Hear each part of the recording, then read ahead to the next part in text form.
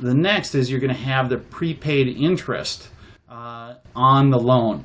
Now, this is think of this as when you buy a car. Let's say you walk into a car dealership on the 20th of the month. When you walk into the car dealer and you pick out that car, and it's, let's say, $20,000 car, and you've got $5,000 to put down, and they fill out a loan application and they approve it immediately, and they say, okay, the bank is going to give you $15,000, and so you write a check for $5,000, and they get a loan for $15,000, and that $20,000 total is now given to the car dealership, and they hand you the keys to the car and a title. Okay, at that point, you're not going to be making a payment on that loan because you just got the loan. So you don't make a down payment and then a monthly payment the same day. What that happens is you'll make a payment 1 month later on the 20th of the next month for the time that you borrowed that $15,000. So what you're doing is you're paying what they call in arrears. That means you're making a payment. Every time you make a payment, it's for the time that's already passed that you've used the money, that you've been borrowing the money from the bank. It's different than when you're renting, let's say, a house. You move into a house for a rental, you pay on the first of the month, and that allows you access to the house for the future month.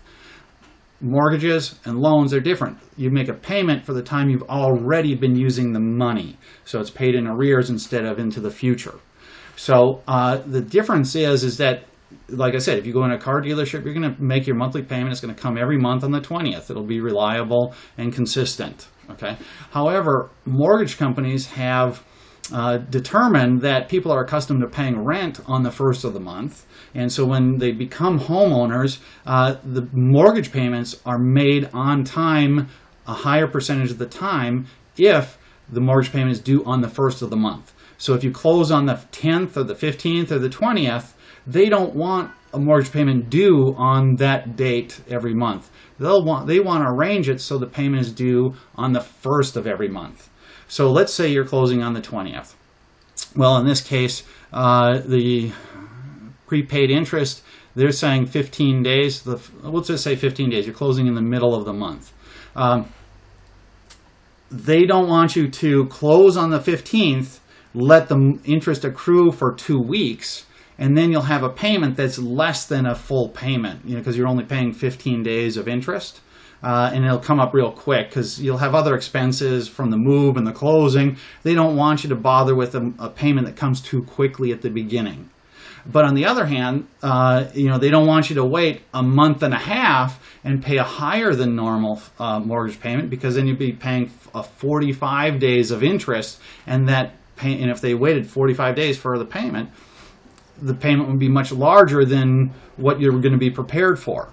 So when they close on the property, they're going to charge you the interest on the mortgage, not in arrears, but ahead of time. So you close on the 15th, they're going to charge you 15 days of interest. That takes you up to the first of the next month. So if I close on the 15th of March, I'm not going to have a payment due on April 1st. I will have a payment due on May 1st, 45 days later. So there's going to be a delay after you close before you have a payment due. Typically, it's not going to be more than 31 days. If you close on the 31st or 30th or 31st, last day of the month, you're only going to have 1 or 2 days of prepaid interest to make. If you close on 2nd or 3rd or 4th, you're going to have 26, 27, 28 days of interest, prepaid interest. It kind of balances out, because if you close at the beginning of the month, yes, what it takes to close the deal is going to be more. You're going to have a larger amount to pay. But then your next payment is not going to be for almost 2 months. But if you close at the end of the month, there'll be less it takes to close, but your next payment will come up quicker.